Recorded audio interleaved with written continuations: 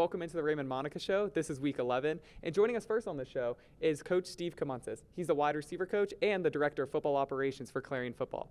So, Coach Camonsis, before you became a football coach, you were actually a lawyer, and you got your law degree from Indiana University. Talk about your time as a lawyer. Well, thank you very much for having me here. Yeah. This is my first interview in the football-related world, so I'm honored to be here with you. I graduated from Indiana University in Bloomington. I worked as a lawyer for some time, but actually prior to football, I was trading derivatives in Europe. That's what you did as your time as a lawyer? No, as a lawyer, I worked in law, but prior to football, okay. I was doing some contract work as a lawyer, but most of what I was doing was trading derivatives. Nothing complicated, just calls and puts. Okay, so my next question for you is, why did you decide to leave all that and become a football coach? So as I stated, I was living in Europe, and I had lots of people visit me, and my schedule was fantastic because I was trading the U.S. market. So I was living in Greece, and the U.S. market opened at 4:30, closed at 11. That schedule allowed me to go to the beach all day if I wanted to. It allowed me to go out late. It allowed me to take the equivalent of lunch break to catch the sunset. So literally I missed nothing out of the day. But what I lacked was kind of the human connection, that you get in football. And I kind of crave that. So I thought about trying to do something like a big brother, big sister type of thing. But I was on a small island, and there really wasn't that type of option for me. And I thought about, I'd coached when I was in high school, not football, but basketball.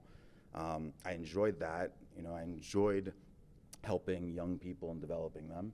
And I thought about, I've always wanted to coach football. It had just turned out, kind of like serendipity. One of my former players who I played with in high school had actually just become the head coach at my alma mater.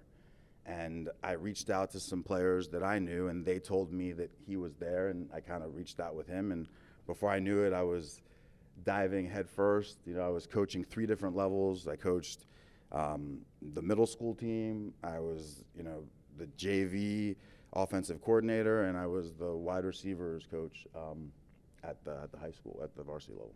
Right, and another thing, before your time here at Clarion, you actually coached in the XFL, so you were coaching professional football players. What was that like?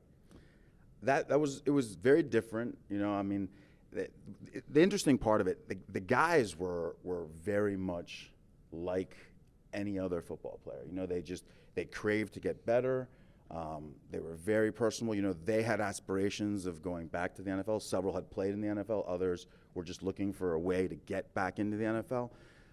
So I really enjoyed, and the coaching staff there was phenomenal. They had, among them, there was like over 100 years of NFL experience. So I learned quite a bit. I'm still very close with several of those coaches, and I remain in contact with them.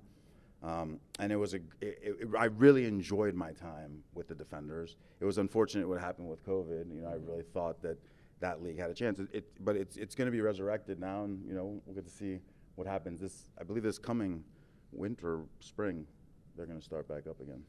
All right, and so now you're here at Clarion. You coach the wide receivers here. You have a large room of wide receivers. You got a lot of guys playing for you, a lot of young players too, and you've dealt with a ton of injuries. How have you been able to not only get the young guys involved in what you do, but make them ready to play on Saturday? Well, I think we've done a really good job as a staff of having a mentality of the next guy up. The room, as you said, is very young, but they've been very coachable. They've really they've embraced the offense that Coach Speckman has brought here.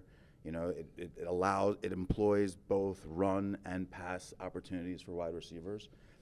This last week it was pretty awesome because we had, among our starting wide receivers was a running back, quarterback, and one of our top backups was a DB.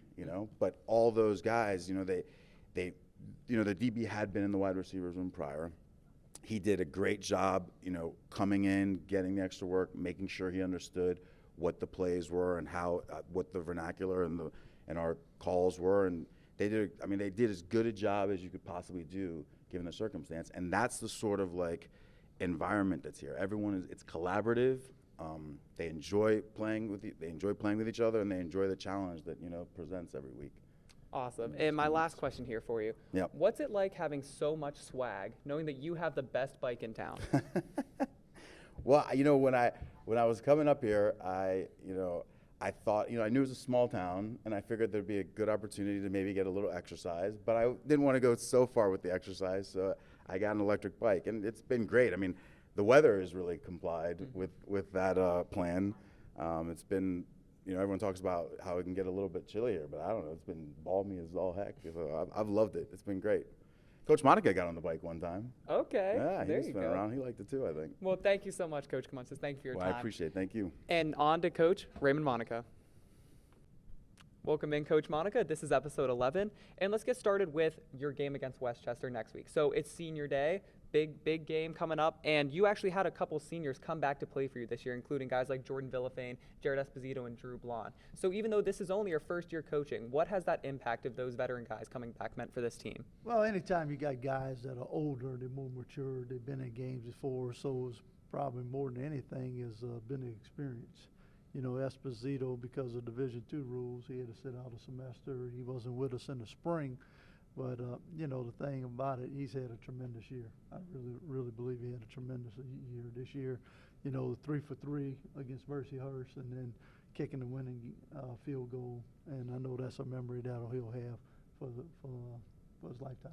Right, so last week you guys played IUP. Wasn't the result you wanted, but a big thing did happen. One of your quarterbacks, Tony Powell, had to end up playing wide receiver because of all the injuries at the position, and he led the team in receiving. He's a true freshman. What has his development been like? And can you talk about his versatility going from a quarterback to a wide receiver for that game? Well, think about it. Tony has done a good job. He's a very good athlete. I know that, probably hasn't played as much quarterback that he wanted to, but sometimes that happens during the season. And then we had some injuries, and he had to move to a wide receiver. But, Tony's done everything we asked him to do.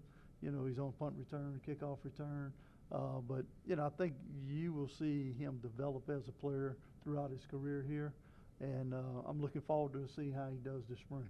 Right, so the volleyball program here has an important stretch of games coming up, an important stretch of playoff games coming up, and it's been well documented that your football players have been at their games consistently. So we know that a cornerstone of your philosophy is athletes supporting athletes. What has it been like to see your team go out there and support the other programs around campus? Well, people come over and watch us play, on Saturday. I think we need to return the favor and go and watch them play. Got a huge game Wednesday night against IUP. Looking forward to watching our women play. They're exciting to watch. If you haven't seen our volleyball team play, you need to come out and support them. Right, so that game will be at Tippin at 7 o'clock. And speaking of Tippin, it's well known around that you are a basketball god when it comes to Tippin. We've heard that you beat people all the time at Pig, including basketball players themselves. How did we not know about this? Well, I don't know about all that. To be honest with you, when I see some of the basketball players, women or men, I kind of like going out there and shooting with them.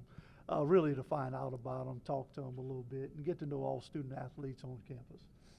To me, that's more of a goal, and visit with other students too. All right, so good answer. So as the season winds down here, this is your final game coming up. So can you talk about a couple of takeaways from your first season as the head coach here? Well, I'm really proud of the guys, the way they've played and worked hard. They've done everything I asked them to do. I keep saying that. Success is being the best that you can be. Probably the biggest highlight is 1 second on the clock, with us kicking a game-winning field goal, up there at Mercyhurst on the road. And, the thing about it, it's one of those things that either going to make it or miss it. And so, I was going to take it all in. It was really fun to just, when it went through, watch the guys celebrate, watch the parents and fans in the stands. And I really, probably the biggest moment that I've had here since I've been here. But I appreciate, administration and all the people on campus working so hard to get this program turned around. Awesome, Coach Monica. Thank you for your time. Joining us now is special guest Jordan Villafane. He's a defensive back for Clarion University football. So Jordan, before you were at Clarion, you were at South Carolina University, a D1 program. You played with a lot of guys who went on to play in the NFL. Were you able to take that experience that you got there and apply that to your time here at Clarion? For sure. Being around those guys and all the coaches over there definitely gave me a good experience, and I learned a lot from them. Like you said, I played with J.C. Horn, Israel Mukwamu, and a lot of other guys that went to the league. So I was able to learn from them just what they do outside of football, just like watching film, how hard they work outside of football to get to that level. And one of the DB coach I had there at the time, he is still one of the top DB coaches in the nation. So I definitely learned a lot from him, like technique-wise and stuff like that. Right, so coming here this year, you have a new defensive backs coach, Coach John Pruden. Mhm. What has your experience with him been like? It's been good because he's a younger dude. He's played at a high level in college, so it's definitely good that he can relate to the players in that way. And he definitely brings a lot of energy to the group. And it's been fun with him this year. I'm glad that he came. Right, so going back to last season a little bit too, you had a torn labrum and you weren't able to play in the spring ball that we had here. And you've been battling injuries during the season too with a hamstring injury. But coming back from those injuries, you had 2 huge interceptions in winning efforts. So what were those moments like, after you overcame the injury and were able to make some big plays for the team? It was great. Honestly, last year was rough for me because I played with that the whole year, so it was tough. And coming back, I just wanted to have a good year returning. So it was good to have 2 picks. I wish I played more games. I missed some games early on with the hamstring issue. You know about that. But hopefully I could get another one this game coming up. And, yeah, I don't know. It was definitely rough, that injury. So this is your last year of eligibility. And coming off last season, didn't exactly have the best season, the team, the program. And you could have walked away. You could have just gone off to the sunset, but you decided to come back. And what made you want to come back and play your last year here? Well, like you said, it could have been easy to walk away. A lot of guys left, so I just wanted to be a part of something special and start something big here. So I just wanted to redeem myself, I guess, after last year. I think everyone else wanted to, going 0-10, getting beat bad by everybody. So it's definitely been good coming back, winning a few games. I think there's some that we could have won still. I'm disappointed about that, but we won some games, so I'm just happy about how things are going right now. Awesome, Jordan. Thank you so much for your time. And that concludes week 11 of the Raymond Monica Show.